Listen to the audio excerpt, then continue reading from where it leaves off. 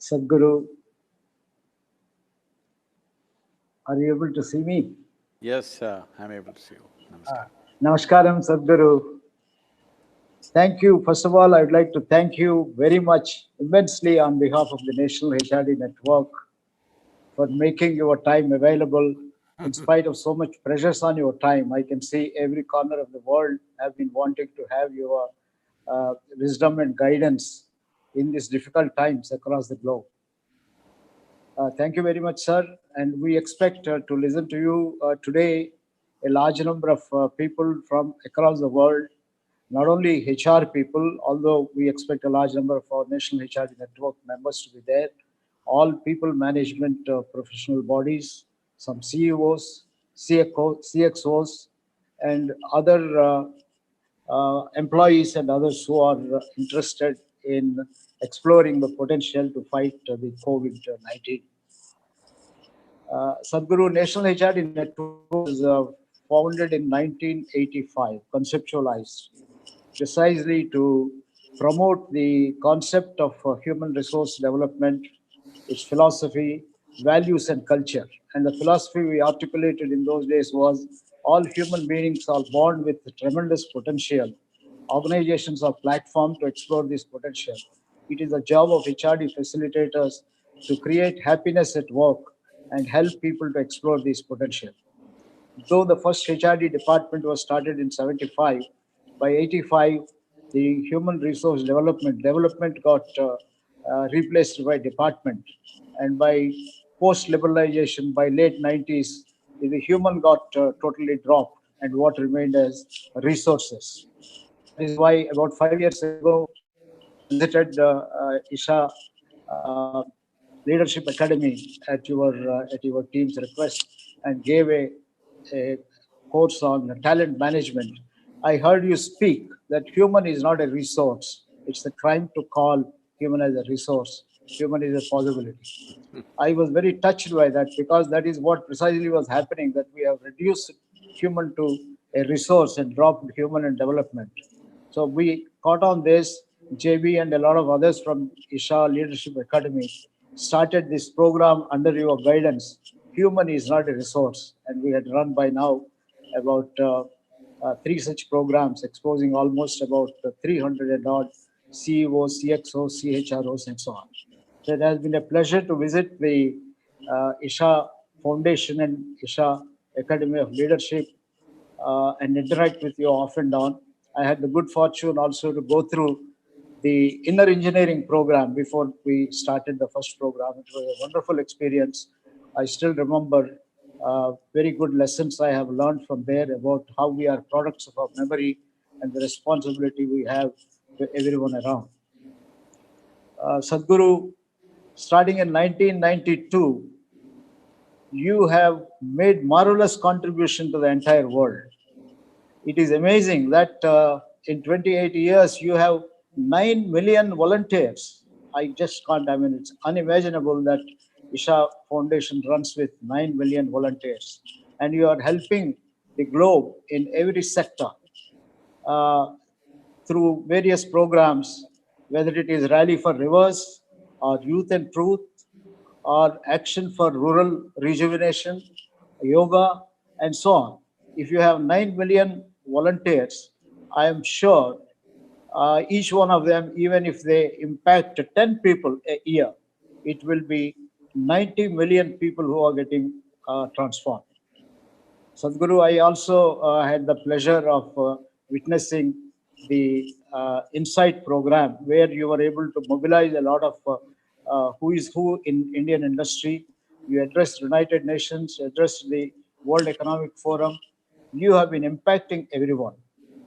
Sadhguru, this is a difficult time where we are all passing through. And I believe HRD professionals have a dual responsibility. While medicals save lives, HRD professionals also have to save lives and also ensure livelihood. They are also passing through difficult time because many companies that are closing down are asking HR managers to serve notices of termination. So instead of creating happiness at work, we probably are unconsciously becoming sources of unhappiness. How do you get out of this dilemma? What are some of your thoughts? Sadhguru, we look for your guidance and blessings so that we can use the human potential to solve the current crisis. For today, Sadhguruji, after you give your initial remarks and some answers and guidance, we have the National HRD Network President, Trish Shankar from Infosys. He's going to take over. He has invited a group of people to ask you questions, and we look forward to your blessings, sir, and wisdom, so that we can prove ourselves to be great HR professionals and above all, great human beings. Thank you very much, Sadhguru. Now it is off to you. Namaskaram. Namaskaram to all of you.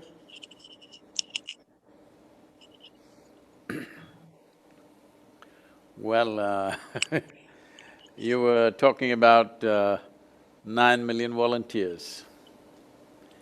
What this means is 9 million problems and 9 million possibilities. Yeah. Because this is the nature of a human being. If well nurtured, everybody is a fantastic possibility. If not nurtured properly, everybody is a serious problem. Whether it's a family or an institution or organizations like all of you are participating in, it is important to understand that what we call as a human being is not an established quantity. It is just a possibility. Because unlike other creatures, we have not come fully developed. If a tiger is born, he need not sit and worry how to become a good tiger. Just get enough food, he will become a good tiger. You are born as a human being, but to become a good human being, how many things? After doing all those things, you still don't know where you are. This is the nature of human life. Because what is human is not defined.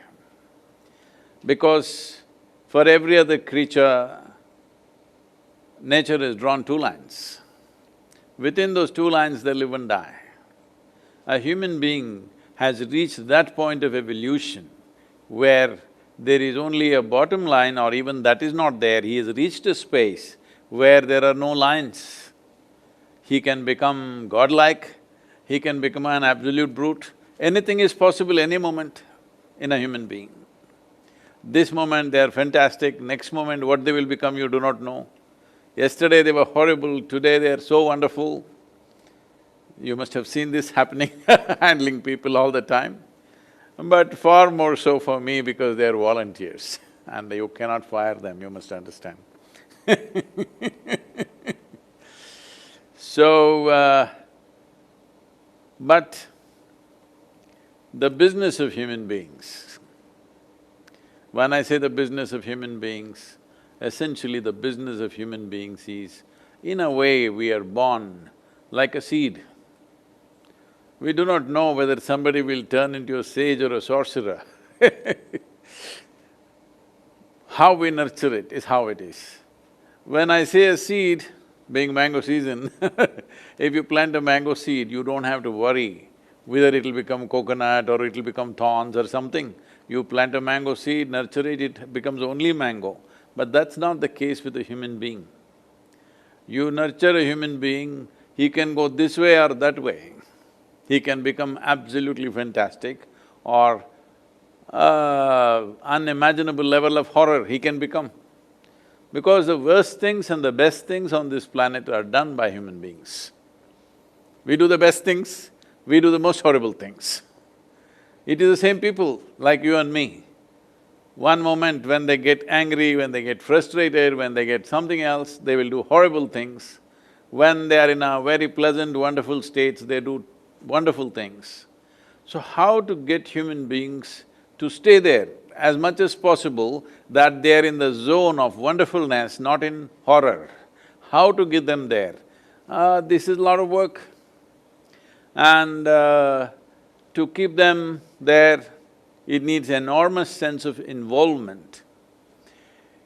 When I say involvement, Human beings get involved in different ways. You can get intellectually involved, physically involved, emotionally involved, energy-wise involved, or involved on the level of your consciousness, different levels of involvement. A time is coming because today human beings are immensely empowered by various technologies that are available, education for almost everybody. We're just very close where education is for everybody. Everybody is empowered, everybody can go, you can you can even go on the internet and learn how to assemble a nuclear bomb. I'm saying information is available to that extent.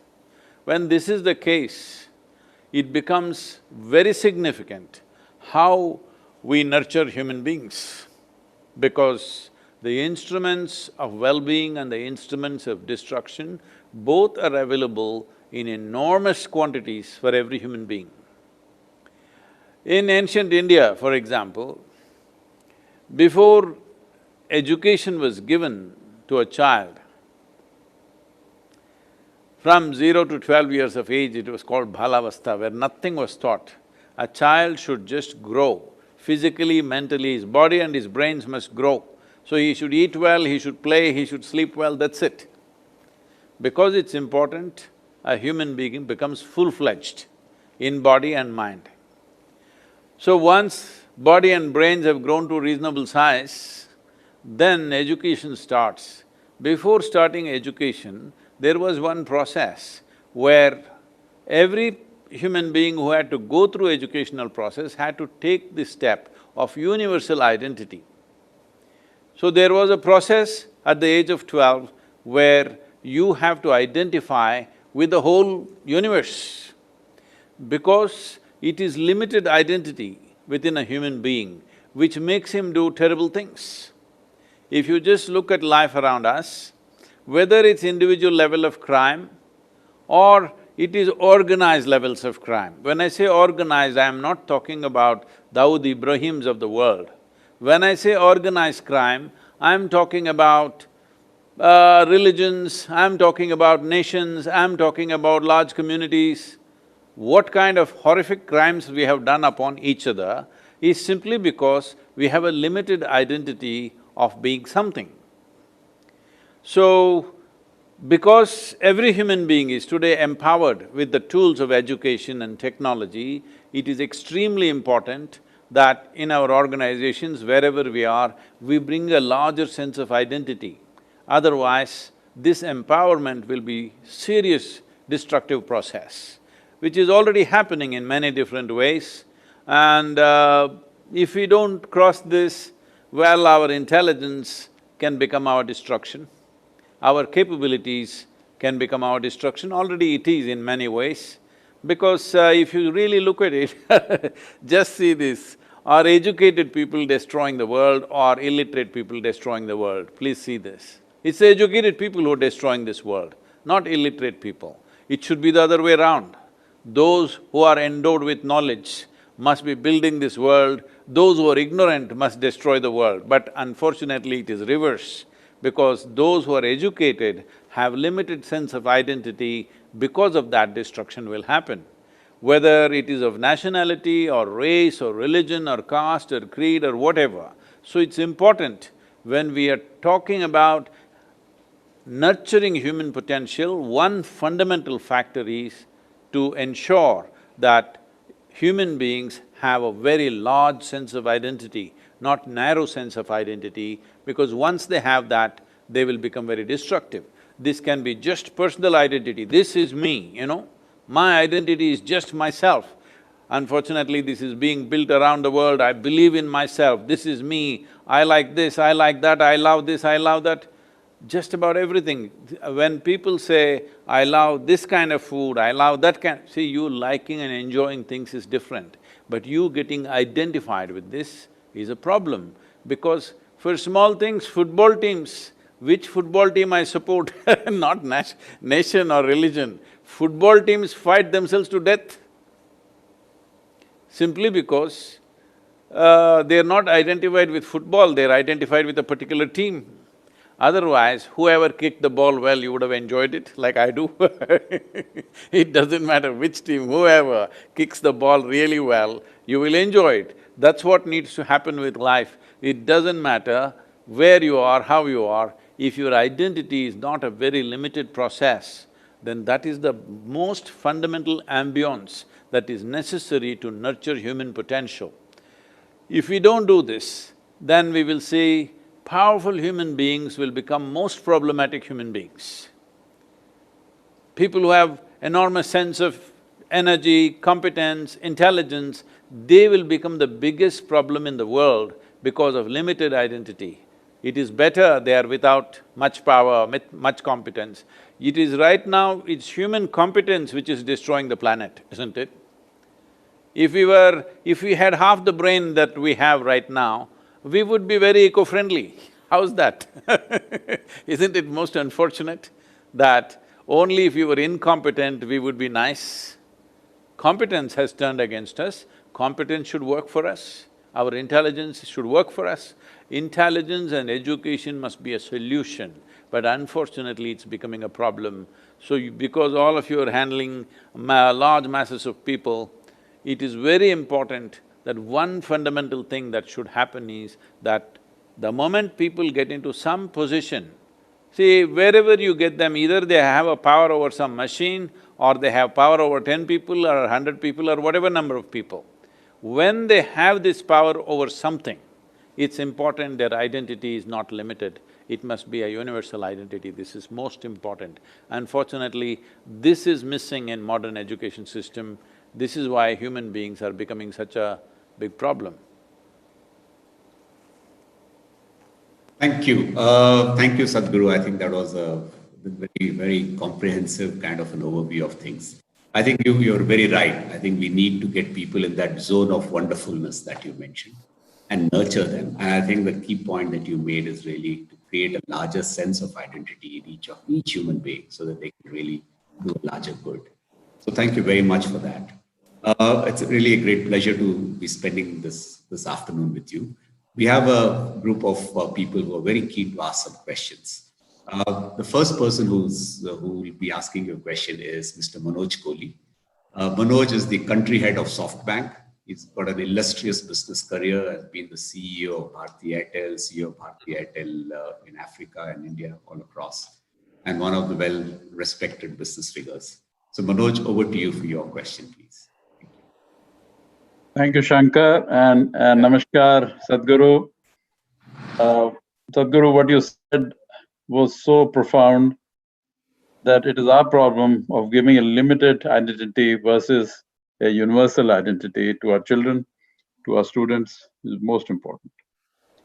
The question I'm going to ask you is that this is an unprecedented crisis and a challenge to human race in the last 100 years, where there is a huge dilemma of health versus economy. And many corporations are going through trouble, many corporations are shedding people. So how will a manager or a leader keep his calm and composure? And how will he or she motivate and inspire the team members during this period? Now, this period could be, there's a lot of uncertainty. This period could be 3 months, 6 months, 1 year maybe, till the vaccine is found. So just share with us your advice. How will the manager do all this? Thank you.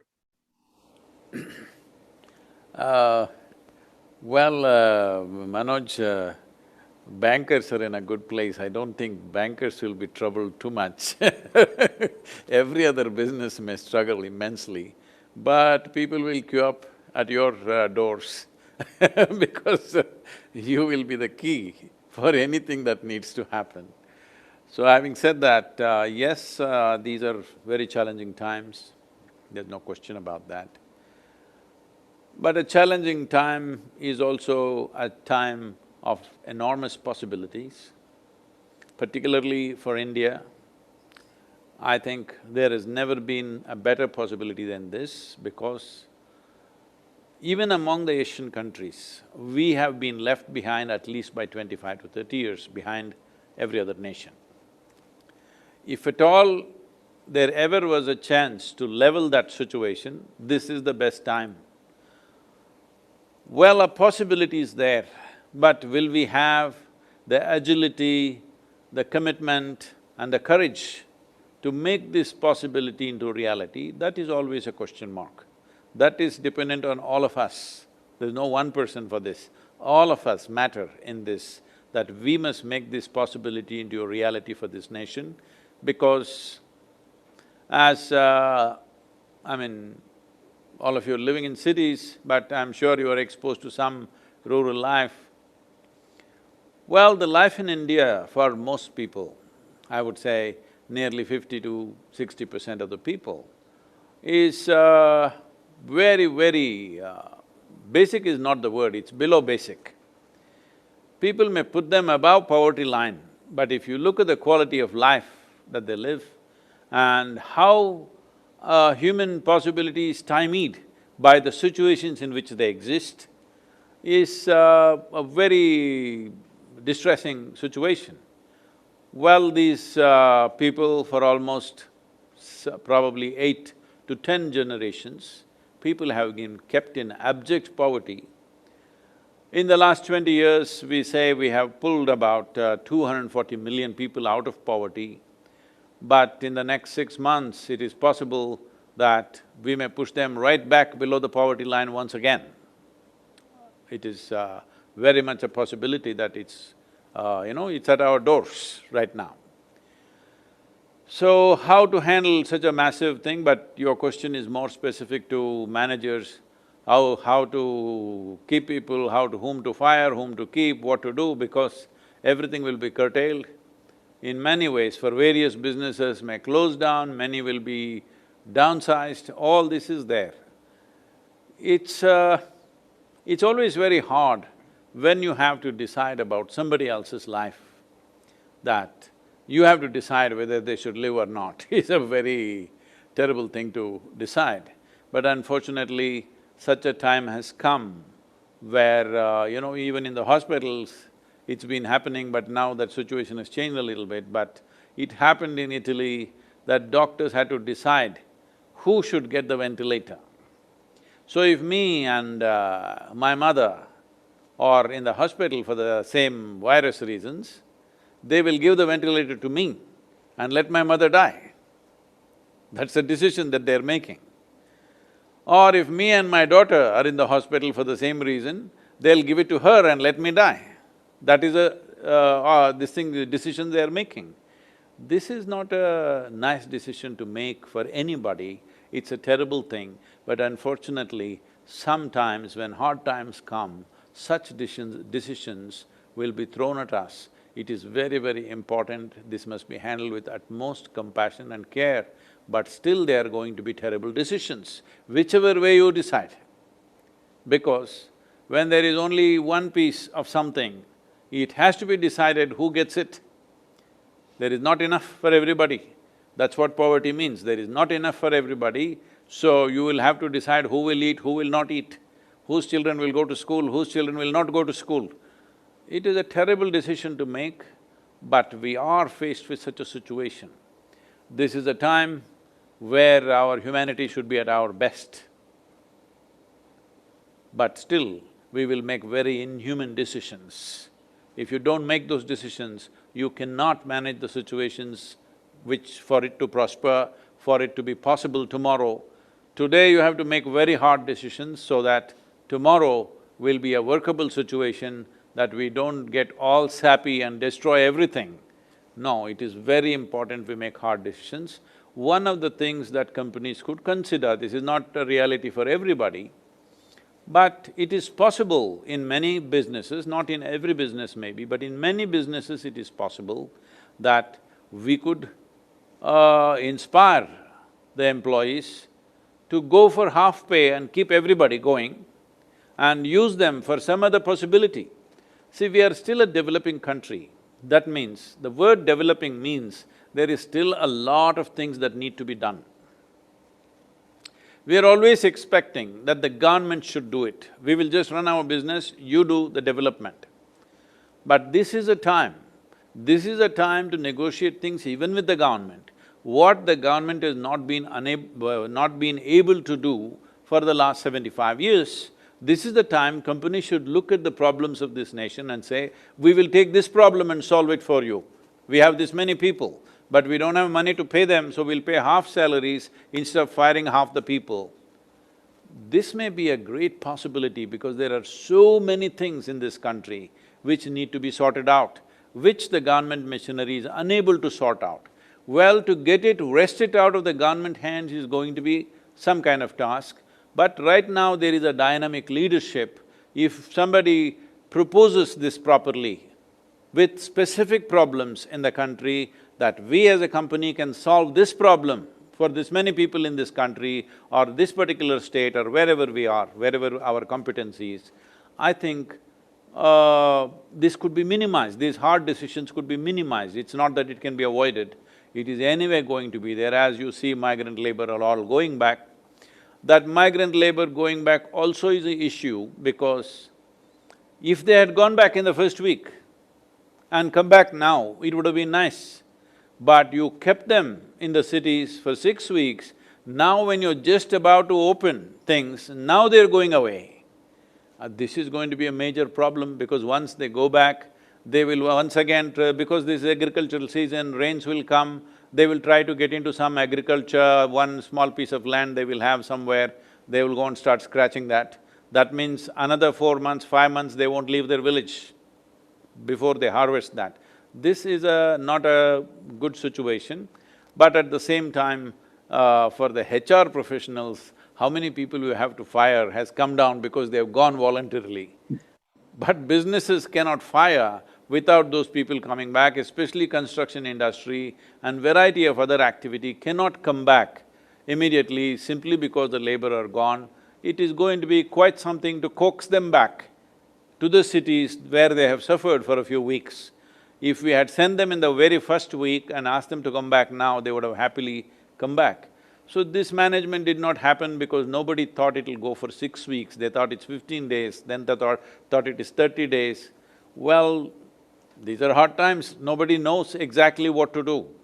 We have to take that in hindsight, all of us can make fantastic decisions but in foresight, it's very difficult because nobody knew and even now we do not know what this damn virus is going to do to us.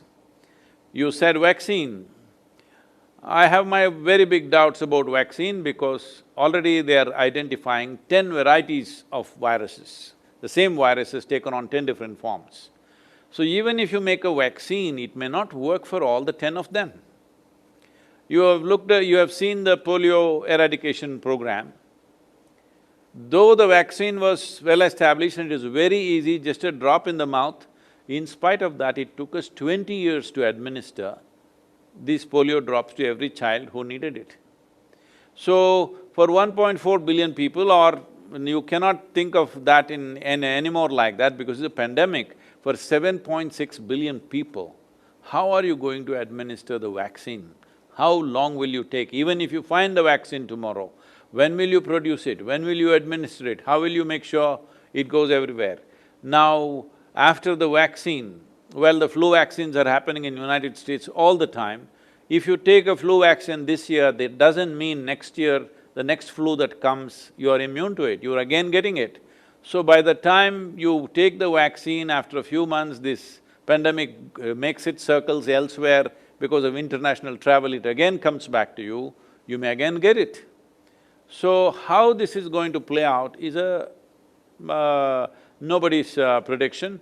It is not nice to be simply predicting and thinking this will happen, that will happen. We just have to understand in many ways, at least for the coming year, the way we have been living and how we will live in the next 12 months for sure is going to be very different. Only if we make it very different, there is a possibility of us coming out of it. Otherwise, we may get embroiled in it for a very long time. It's very much possible. Scientifically, there are various explorations happening, but there is not one clear voice about it. Nobody is certain that this is how it will behave. There is no such… it is not giving you such a clue because it's behaving differently in different people, it is even affecting children now. It is doing variety of things, not just a respiratory infection, it is doing variety of things, damaging livers, damaging even neurological systems, damaging brain damage is happening. Now digestive system is seriously being affected in many children. So, looking at the complexity of what is happening, a, a vaccine may not be an absolute solution, it may prevent for some people, but it may not be a total solution for the world's population. So we are facing an unprecedented problem for this generation. This is a serious issue. We have to survive this, we have to prosper out of this, which is going to be… the best in us have to come out right now. Our our compassion when it comes to handling other people, our competence, our ingenuity, our intelligence, everything has to function at its best if we have to ride this time well. Great. Thank you, Sadhguru. I think that was well put. I think these are tough times. We've got to take some tough decisions, unfortunately. But as you said, with our compassion, try and minimize the difficulties for people. But yes, if you, as you said, ingenuity, compassion, everything, our competence at the maximum, we'll be able to really get through this difficult phase. So thank you very much for that. We now go to our next question. Thank you. The next question is from Anuradha Razdan. Anuradha Razdan is the CHRO or HR Director of Unilever in South Asia, India, Bangladesh, Pakistan, and Sri Lanka, which is called HUL in India. So, Anuradha, over to you. Thanks. Namaskar, Sadhguru. It's a pleasure listening to you today. My question is that, for generations, we have nurtured managers and leaders who are very task-focused, who are always, trained to go for productivity. But do you think that this will herald a new era of leaders who lead through compassion and empathy? And how do you think that we can start building those qualities right from the start of people's education and careers? Any thoughts? Thank you. About being task-oriented, essentially means we are trying to handle human beings like a limited quantity, like a machine. What it is capable of, let's get the best out of it. I think it's a very wrong approach for human beings because, see, when you or me were 5-year-olds, nobody thought you would become HRD or I will become a Sadhguru. Nobody thought. Our parents did not think, I'm sure. Nobody recognized any such things. Well, it may look all accidental how somebody gets there, but if you really very consciously look at it, you will see there are few right steps that we took which makes us who we are. So, if you take a person, whatever age group, now I was talking about a 5-year-old, but let's say they come to you at 25 and you say, this is the task you're good at, just do this. I think that's a very sad way of handling a human being because you're handling a human being like a quantity. A human being is not a quantity, a human being is a certain quality. A quality can be always enhanced. Quantity cannot be enhanced, you can add. If you have one person, it's not enough, you can add 2 people, if 2 is not enough, you can make it 5 people. So quantities can only happen in addition. But a quality is not like that, quality can be enhanced. So if that possibility we don't create, I know maybe further up in the hierarchy of your corporates, maybe enhancing of a human being to some extent, it is possible, but down below, a worker comes, you just do this well because we are into mass production of some kind. I'm sure you also have no problem because you will be selling a lot of soap, everybody is washing. So, when you talk about the products that you make, that is a question of quantity. How many soaps will you make? It's a quantity that has to be measured in quantity because it is a material item. But now when it comes to human being, how we are thinking is, okay, how many soaps can you make as an individual? Well, if we go like this, it looks like we are getting some sense of efficiency from people at a given time, but in many ways, we have stifled the whole possibility. Will an industry or a business have the capacity to really nurture a human being without any fluctuations in their production lines and stuff? Well, that is a massive challenge, it's not an easy thing to do. But at the same time, if only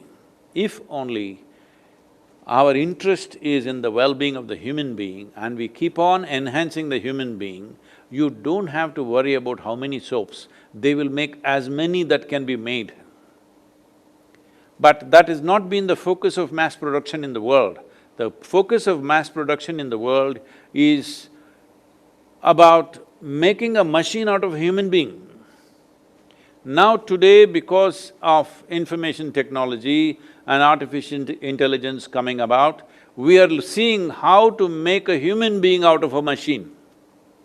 When we are seeing how to make a human being out of a machine, is it not important that we clearly see how to make a human being as full-fledged as possible? But that focus has not been there. That cannot be just done by one single company or one HR person. That needs to become the culture of a nation or culture of the world. I feel it is coming because once this mass production of education is gone, which I think its time has come, its nemesis is coming. Even as a child, I went to school only when it was absolutely necessary because I thought it was totally unnecessary process. But after my dreams that I had when I was 7, 8, that all this school should just vanish one day, I think is happening now thanks to the virus and to the artificial intelligence. Both together may destroy the schools, it's every child's dream, believe me. So once this mass production of education process is taken away, I think many changes will happen in the way you have to run your businesses, the way everything has to be done will change quite dramatically because wherever the simple machine-like efficiency is needed, we'll just have machines. A human being is not about just efficiency. A human being is about ingenuity, human being is about creativity, human being is a possibility that he can do something that's never been done till now. That is a human being.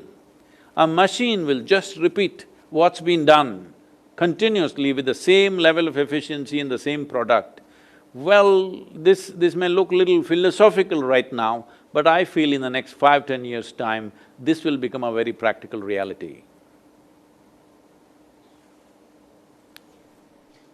Thank you, Sadhguru. I think you're saying that yes, we've got to make human beings full-fledged. I think part of the blame is in our mass production of our education, where we've kind of created clones.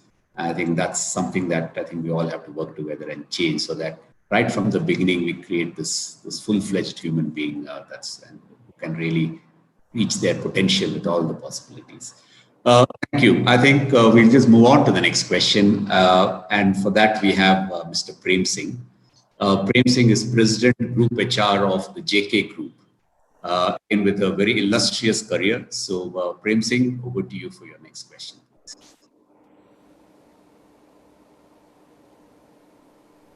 Namaskaram, Sadhguru. Namaskaram.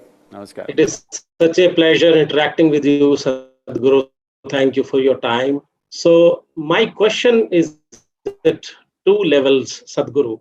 One is, as a result of this pandemic, how do you see the world changing? One is at the social level. Do you foresee people again going back from consumerism to minimalism and even more focus on sustainability?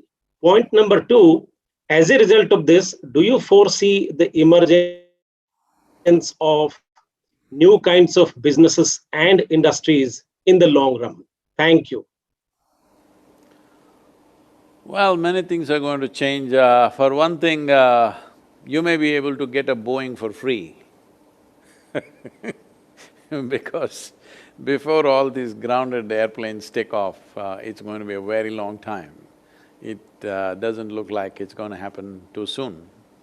And in many ways, as right now we're interacting, probably 6 months ago, if you wanted a conference like this, you would insist that I must come there and you would all be there in one of the cities, whatever. But now, see, we are quite happy looking at each other, stamp-sized pictures on the screen.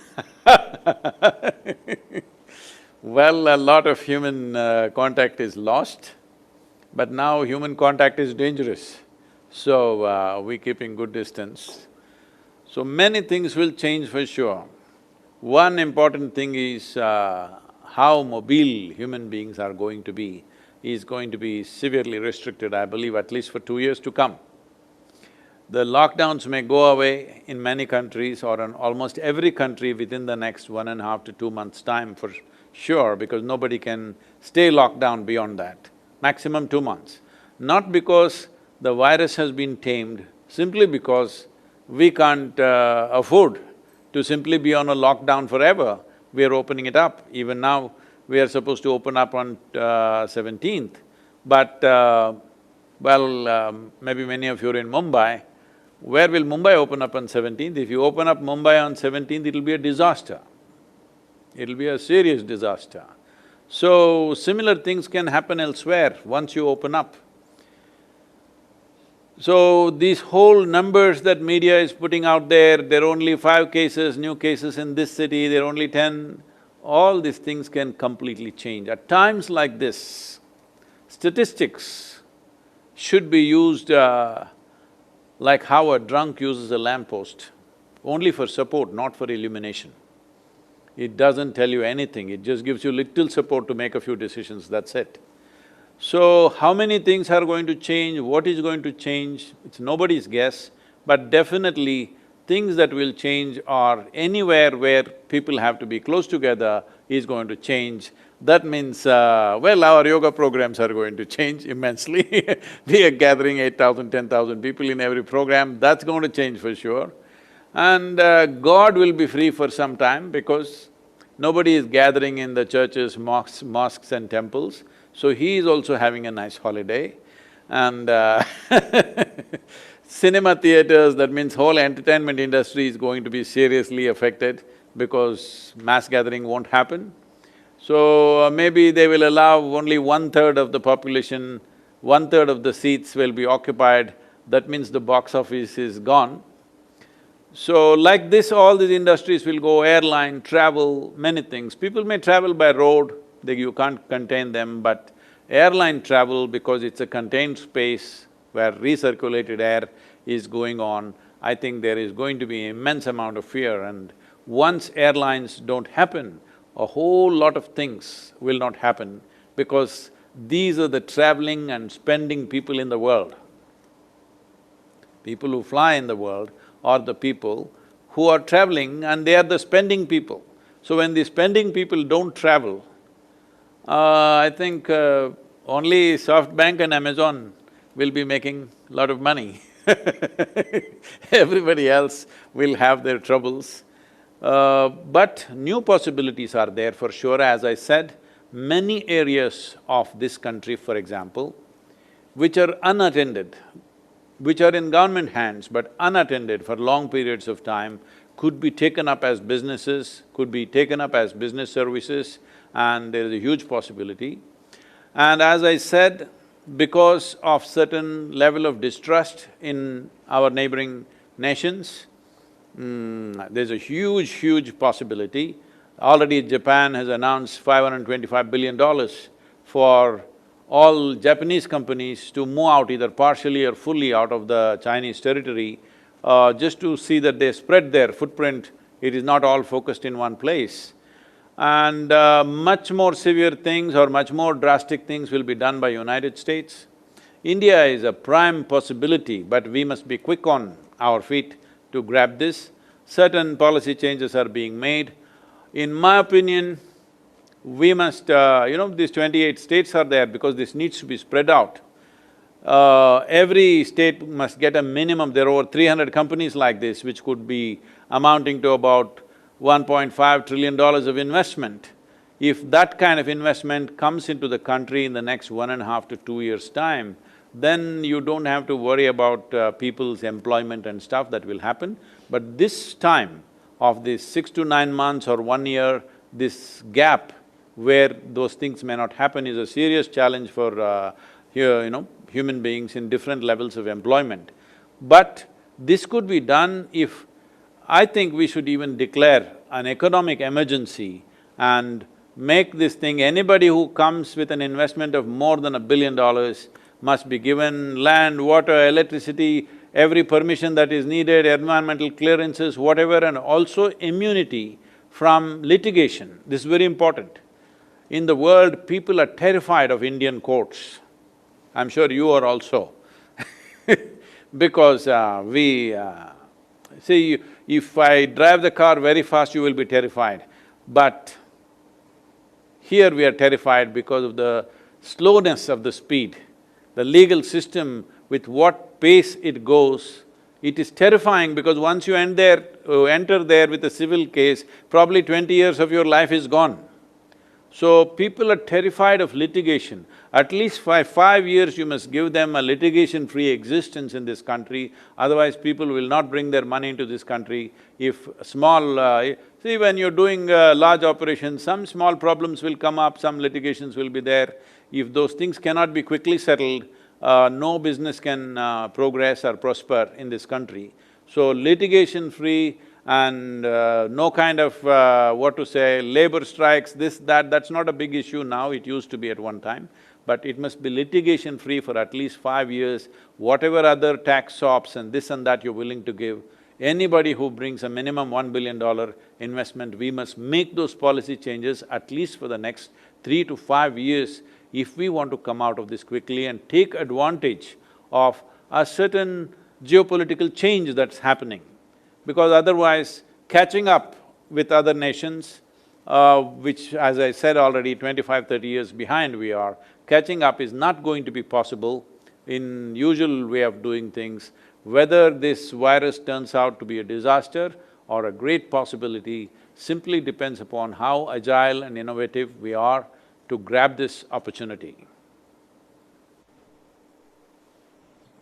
Right. Thank you, Sadhguru. I think that's very clear. This is a big change and also a huge amount of opportunity for us as a country to really, capitalize on. So thank you for that. We'll move on to the next question, and we have Seema Bangia, who's keen to ask that question. Seema Bangia is the head of HR for Mahindra Defense, part of the Mahindra and Mahindra Group. So over to you, Seema, for your question. Thank you, Krish. Namaskaram. Namaskaram, Sadhguru. I have a question now. As employers or as seniors, how do we help our teams to face and confront this COVID-related fear and apprehensions?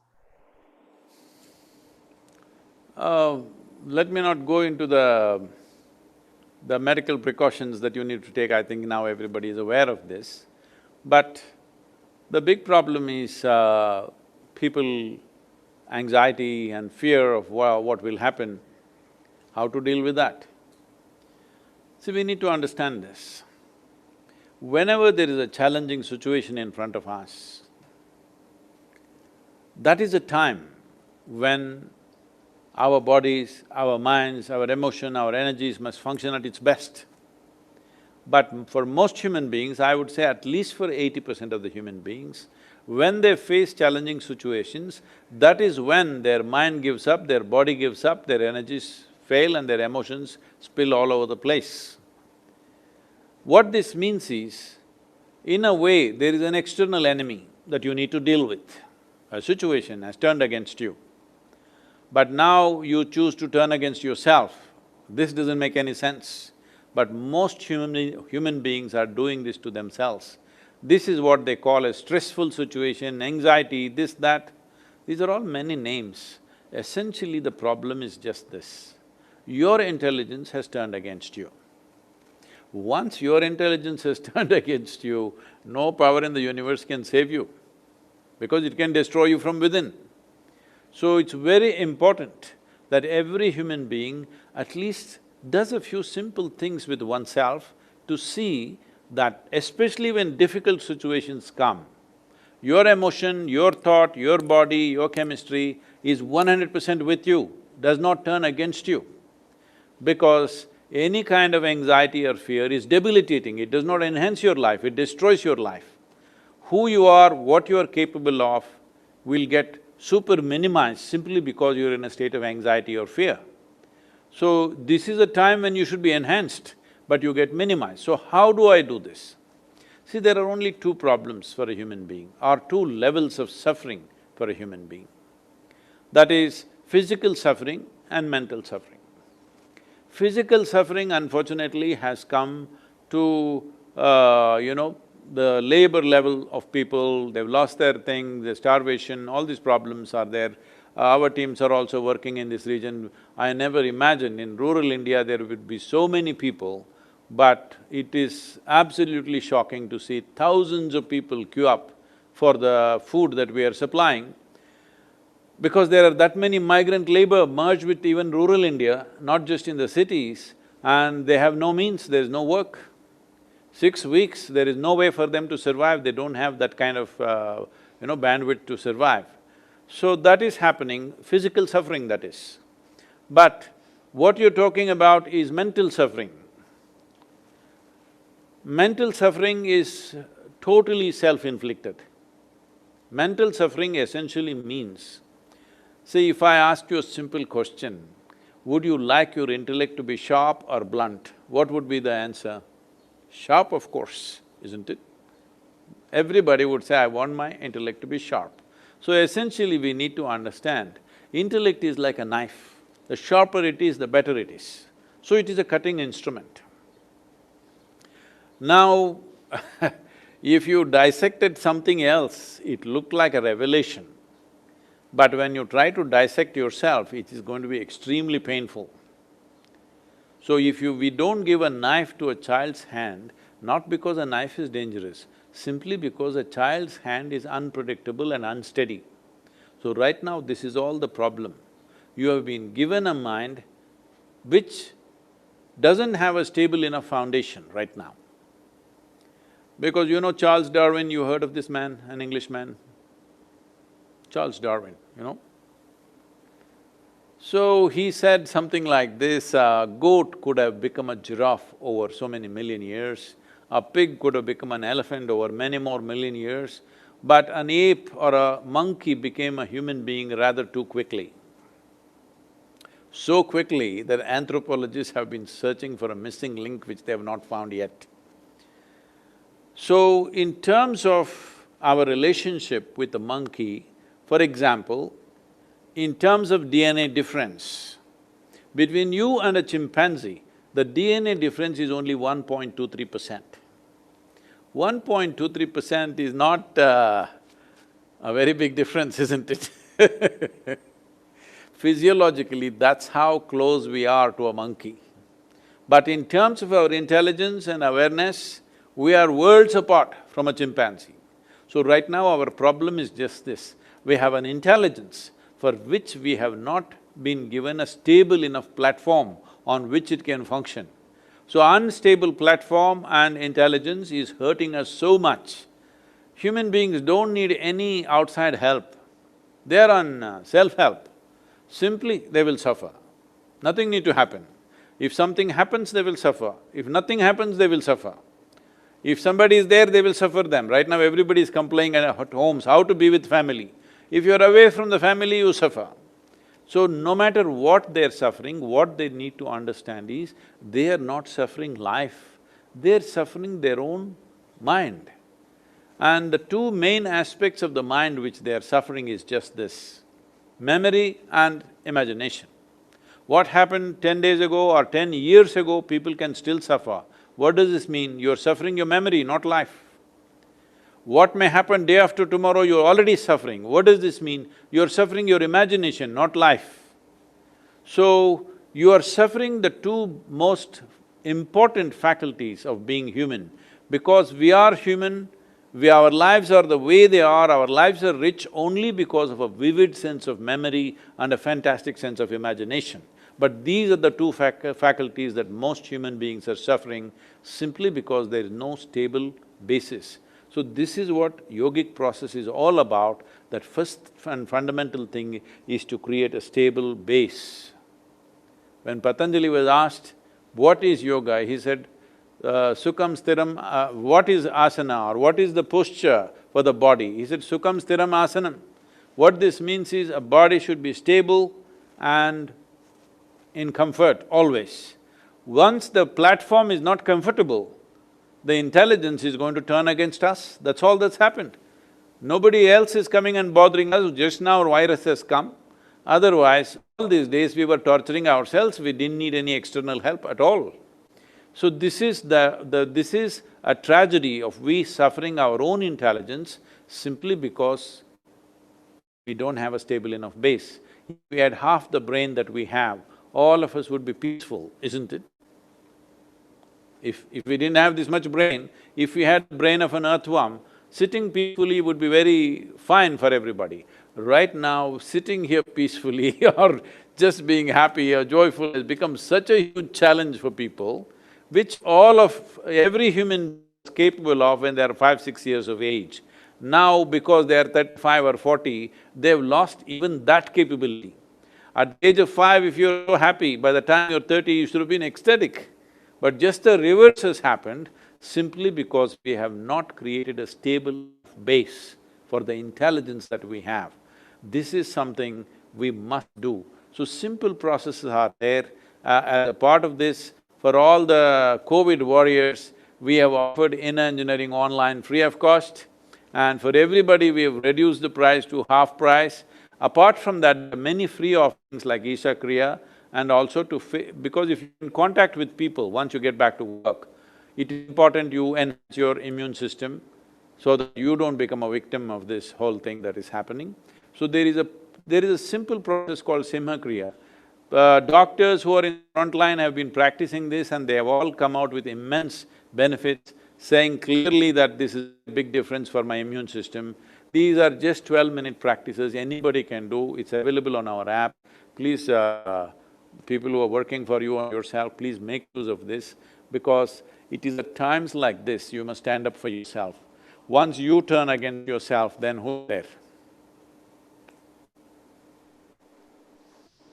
Thank you, Sadhguru. That's very good. I think it's a lot that we have to do ourselves to really, ensure that we are stable, and really all this. Gods are on a vacation, so you have to stand up for yourself. All temples, churches, everything closed. Okay, I don't know if we have maybe time for one last question before we think. This question is by Nikita Doshi. She works for Publicis Sapient in the leadership development team. So over to you, Nikita. She's part of some of the young leaders we have in NHRD. So over to her for a quick question. Pranam, Sadhguruji. It's an honor to interact with you and just to listen to you. You're an inspiration for happiness. You're for so many people around the globe. My question today is on happiness, Sadhguruji, and its connection with expectation. So it is said that happiness is reality divided by expectations. So if we keep our expectations low, happiness will increase. So my question is it wrong to have expectations? Often we are told to lower our expectations. So is it wrong to have expectations, and how does one do that? How does one lower expectations from self and also from others, people in our family, at work, friends? Thank you.